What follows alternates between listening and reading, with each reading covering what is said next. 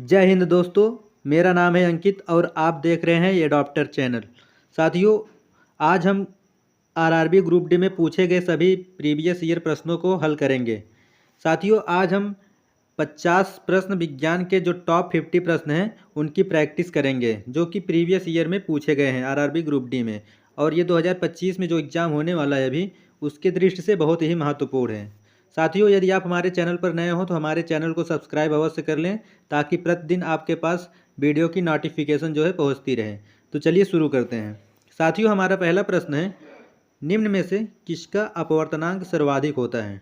तो साथियों, इसका सही जवाब हो जाएगा ऑप्शन नंबर बी, बैगनी जो है इसका अपवर्तनांक सर्वाधिक होता है। चलिए अगले प्रश्न की ओर बढ़ते हैं।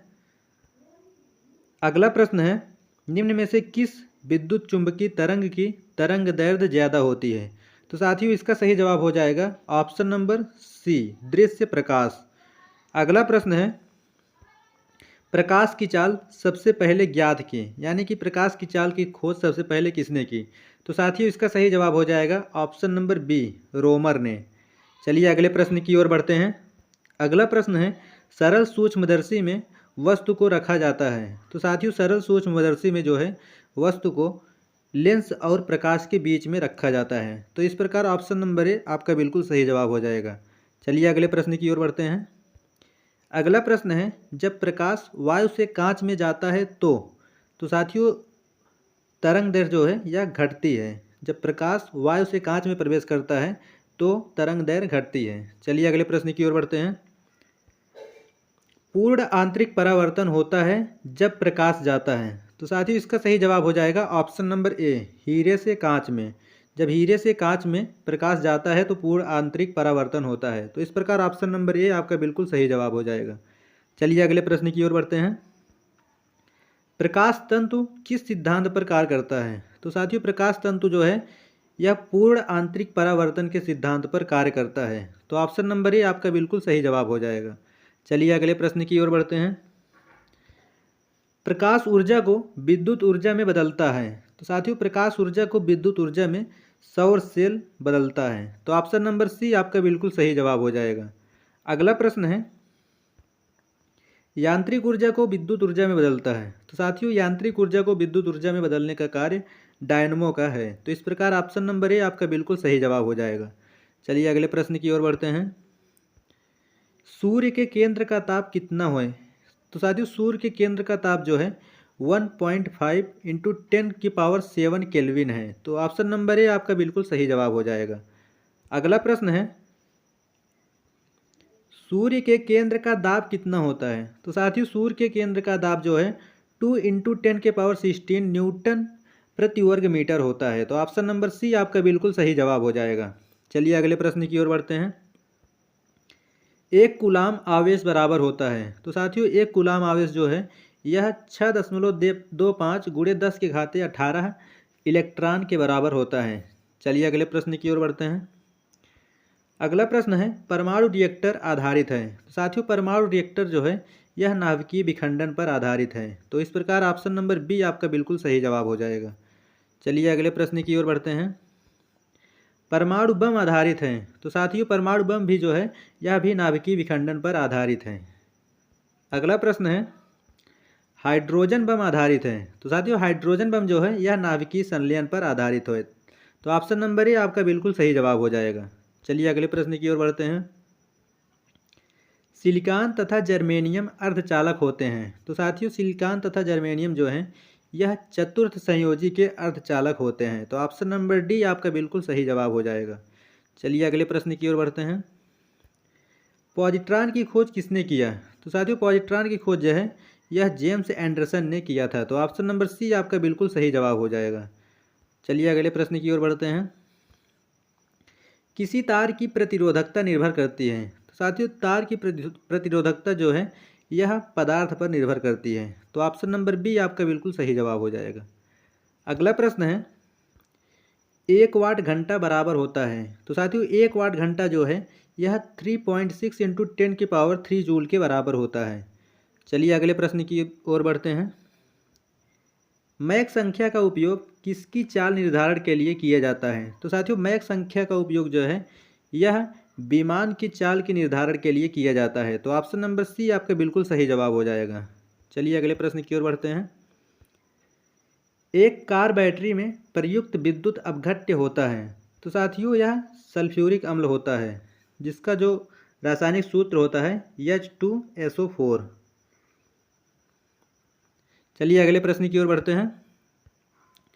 अस्पष्ट दृष्टि की न्यूनतम दूरी होती है। तो साथियों अस्पष्ट दृष्टि की जो न्यूनतम दूरी होती है यह 25 सेंटीमीटर होती है।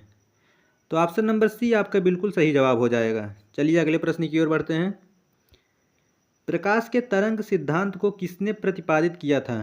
तो साथियों प्रकाश के तरंग सिद्धांत को हाइगेंस ने प्रतिपादित किया था। तो ऑप्शन नंबर सी आपका बिल्कुल सही जवाब हो जाएगा। चलिए अगले प्रश्न की ओर बढ़ते हैं। इंद्रधनुष में किस रंग का विक्षेपण अधिक होता है? तो साथियों इंद्रधनुष में लाल रंग का विक्षेपण जो होता है यह सबसे अधिक होता है। अगला प्रश्न है, पानी के ऊपर तेल परत का चमकना उदाहरण है। तो साथियों पानी के ऊपर जो तेल का परत जो होता है चमकता है, यह व्यतिकरण के कारण चमकता है। तो ऑप्शन नंबर डी आपका बिल्कुल सही जवाब हो जाएगा। साथियों अगर वीडियो पसंद आई हो तो हमारे चैनल को सब्सक्राइब अवश्य कर लें और वीडियो को लाइक करना ना भूलें तथा दोस्तों के पास शेयर अवश्य करें। चलिए अगले प्रश्न की ओर बढ़ते हैं। धूप के चश्मे की पावर होती है। तो साथियों धूप के चश्मे की पावर जो होती है वह 0 डायोप्टर होती है। चलिए अगले प्रश्न की ओर बढ़ते हैं। वायुमंडल में प्रकाश के विसरण का कारण है। तो साथियों वायुमंडल में प्रकाश के विसरण का कारण जो है यह धूल कण है। तो ऑप्शन नंबर ए आपका बिल्कुल सही जवाब हो जाएगा। चलिए अगले प्रश्न की ओर बढ़ते हैं। पास्कल किसकी इकाई है? तो साथियों पास्कल जो है यह दाब की इकाई है। तो ऑप्शन नंबर ए आपका बिल्कुल सही जवाब हो जाएगा। अगला प्रश्न है, प्रकाश की गति किसके बीच से जाते हुए न्यूनतम होगी? तो साथियों प्रकाश की गति जो है यह कांच के बीच से जब जाएगी तो इसका चाल जो होगा न्यूनतम होगा। तो ऑप्शन नंबर बी आपका बिल्कुल सही जवाब हो जाएगा। चलिए अगले प्रश्न की ओर बढ़ते हैं।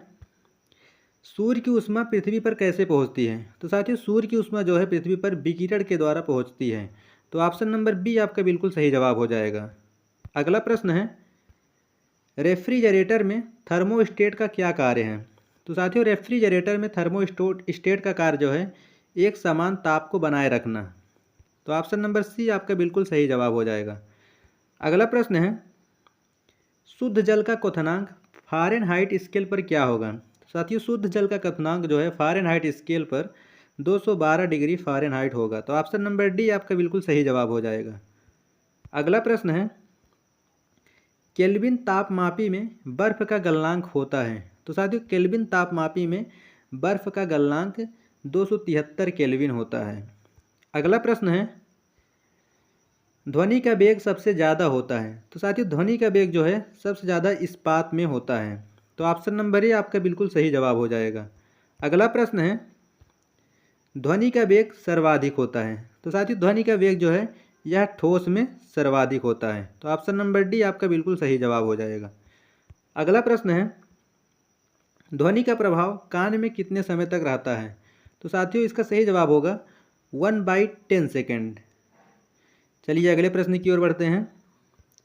दूरी मापने की सबसे बड़ी इकाई है। तो साथियों दूरी मापने की सबसे बड़ी इकाई जो है यह पारसेक है। तो ऑप्शन नंबर ए आपका बिल्कुल सही जवाब हो जाएगा।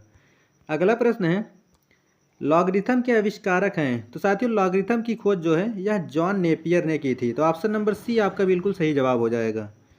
अगला प्रश्न है, ध्वनि तरंगे हैं। तो साथियों ध्वनि तरंगे जो हैं यह अनुदैर्ध्य होती हैं। तो ऑप्शन नंबर ए आपका बिल्कुल सही जवाब हो जाएगा। अगला प्रश्न है, ट्रांसफार्मर किस सिद्धांत पर आधारित है? तो साथियों ट्रांसफार्मर जो है यह चुंबकीय प्रेरण के सिद्धांत पर आधारित है। तो ऑप्शन नंबर बी आपका बिल्कुल सही जवाब हो जाएगा। चलिए अगले प्रश्न की ओर बढ़ते हैं। सूर्य ग्रहण के समय सूर्य का कौन सा भाग दिखाई देता है? तो साथियों सूर्य ग्रहण के समय सूर्य का कोरोना जो भाग होता है वही दिखाई देता है। तो ऑप्शन नंबर बी आपका बिल्कुल सही जवाब हो जाएगा। अगला प्रश्न है, E=mc² को प्रतिपादित किया था। तो साथियों E=mc² को आइंस्टीन ने प्रतिपादित किया था। तो इसका सही जवाब हो जाएगा ऑप्शन नंबर ए। चलिए अगले प्रश्न की ओर बढ़ते हैं। प्रतिबल और विकृति का अनुपात कहलाता है। तो साथियों प्रतिबल और विकृति का अनुपात जो है यह प्रत्यास्थता गुणांक कहलाता है। तो साथियों ऑप्शन नंबर ए इसका बिल्कुल सही जवाब हो जाएगा। साथियों ये प्रश्न जो है मोस्ट इम्पॉर्टेंट है, इसको ट्रिपल स्टार लगा लीजिए, ये परीक्षा में हर बार पूछा जाता है। चलिए अगले प्रश्न की ओर बढ़ते हैं। अगला प्रश्न है पनडुब्बी आधारित है। तो साथियों पनडुब्बी जो है यह आर्किमिडीज के सिद्धांत पर आधारित है। तो इस ऑप्शन नंबर बी आपका बिल्कुल सही जवाब हो जाएगा।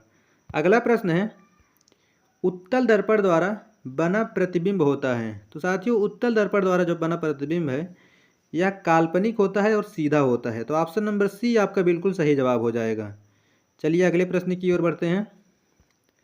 घड़ी की चाबी में संचित ऊर्जा है। तो साथियों घड़ी की चाबी में स्थितिज ऊर्जा संचित होती है। तो ऑप्शन नंबर सी इसका बिल्कुल सही जवाब हो जाएगा।